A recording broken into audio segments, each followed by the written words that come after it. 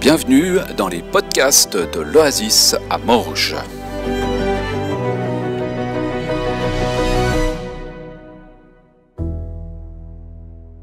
Et bonjour et bienvenue dans cette petite capsule, une petite capsule pour nous préparer, pour nous introduire dans le culte que nous vivrons dimanche 26 juin à 10h ici à l'Oasis, un culte qui va être un culte qui s'oriente sur la louange, l'adoration. Donc une capsule pour nous préparer à ce temps, une invitation aussi à un temps convivial dans la présence bienfaisante de Dieu. Dieu t'accueille tel que tu es, là où tu en es aujourd'hui, et avec tes questions, avec tes révoltes, avec vraiment l'ensemble de qui tu es, sois vraiment le bienvenu dimanche pour ce temps de louange. La louange, c'est dire du bien de quelqu'un. On peut louer l'administration communale pour les belles choses qu'ils font pour la ville, etc. Nous, dimanche, ce sera plutôt dire du bien de ce que Dieu fait dans nos vies. La louange, c'est vivre la présence même de Dieu. Un texte dans le psaume 22 nous dit « Dieu habite au milieu des louanges de son peuple ». Dieu habite au milieu des louanges de son peuple.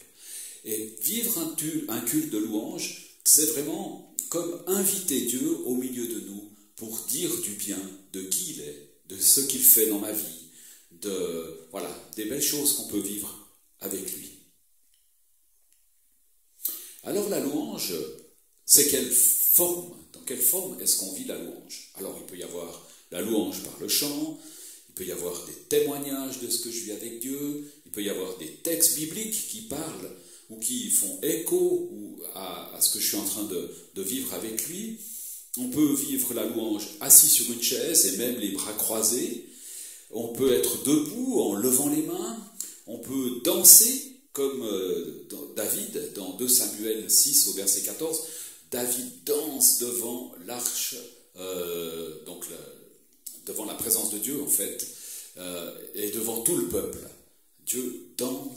David danse devant le peuple pour louer Dieu, pour dire à quel point il est joyeux d'être dans la présence de Dieu.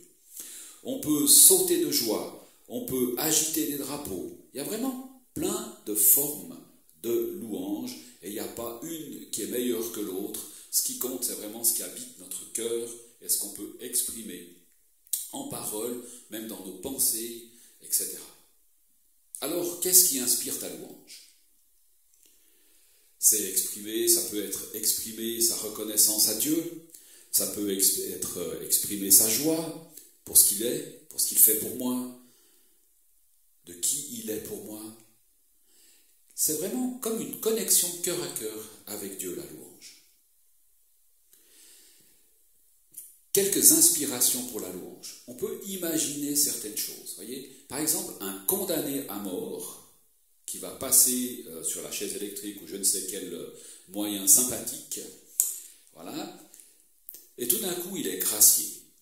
Grâce présidentielle, il peut rester en vie.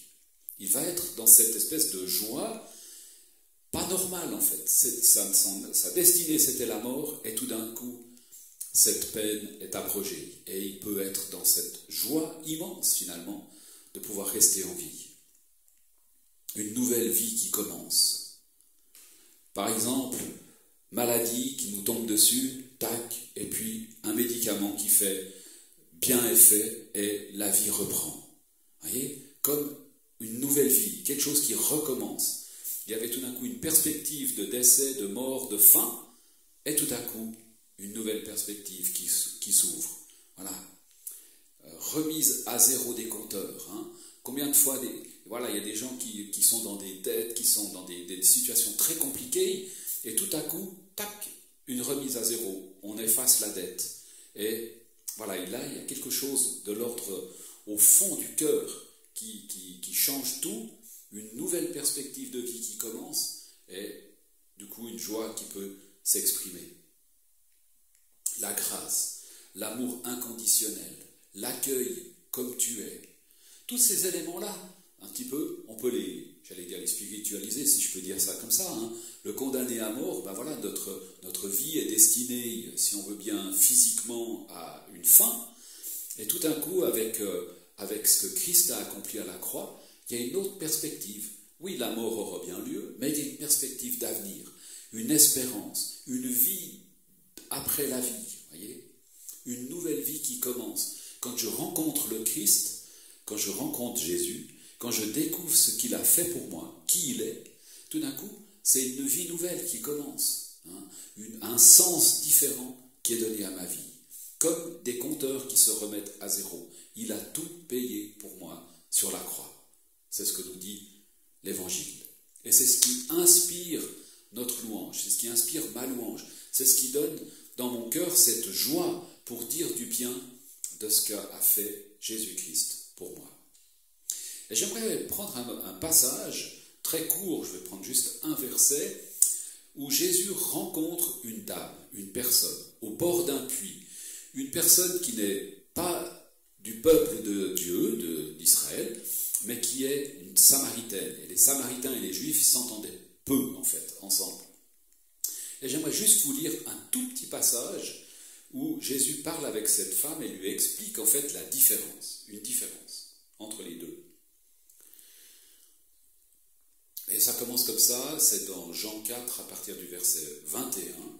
Il dit à cette femme, « Crois-moi, l'heure vient où il ne sera plus question de cette montagne ni de Jérusalem, parce que les Samaritains adoraient Dieu sur une montagne, alors que les Juifs adoraient Dieu à Jérusalem dans le temple. Et Jésus dit, voilà, l'heure vient où on n'adorera plus ni sur la montagne ni à Jérusalem. Vous adorez, et il continue, vous adorez, en parlant des Samaritains, ce que vous ne connaissez pas. Nous, les Juifs, nous adorons ce que nous connaissons, car le salut vient du peuple juif, mais l'heure vient, où elle est déjà là d'ailleurs, où les vrais adorateurs adoreront le Père par l'Esprit et en vérité, car le Père recherche des hommes et des femmes qui l'adorent ainsi. Dieu est esprit, et il faut que ceux qui l'adorent par l'Esprit et en vérité. Un déplacement, un glissement, on était à l'adoration dans des lieux, montagnes, temples, etc. Et tout d'un coup, non, c'est par l'Esprit de Dieu et en vérité qu'on peut adorer Dieu. Un revirement, un changement. Alors Jésus parle en fait c'est la même chose quand même. Jésus parle de l'adoration. L'adoration c'est quoi? C'est, si on prend le terme même biblique, c'est le mouvement de plier le genou. Comme la révérence, c'est se soumettre, c'est lâcher prise, c'est la reconnaissance, c'est l'amour. Parce qu'en fait, l'adoration, la louange, s'il n'y a pas l'amour, c'est juste faire du bruit en fait. On n'est pas invité à faire du bruit, on est invité à laisser vraiment l'amour de Dieu nous remplir, et puis exprimer en fait avec nos mots, nos gestes, nos chants, cet amour qu'on a pour Dieu. Sans amour, l'adoration, c'est juste faire du bruit. Mais là où il y a l'amour, là il y a l'adoration. Voyez. Romains 5, au verset 5, nous dit quelque chose aussi d'intéressant, je crois.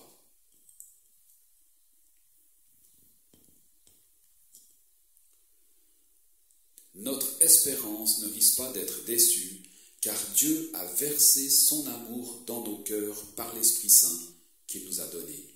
Voyez ? Donc c'est vraiment cet amour que Dieu met dans nos cœurs, voilà, qui peut s'exprimer par le Saint-Esprit dans ce temps d'adoration.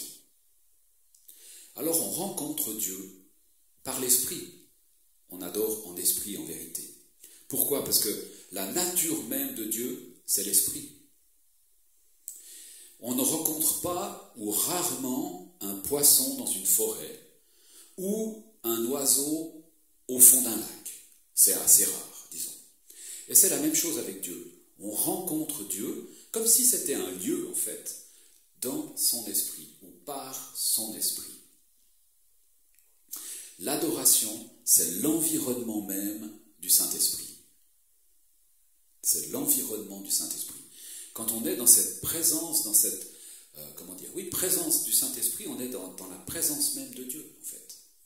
C'est la nature de Dieu. Et le but de tout ça, c'est de glorifier ce que Jésus-Christ a accompli.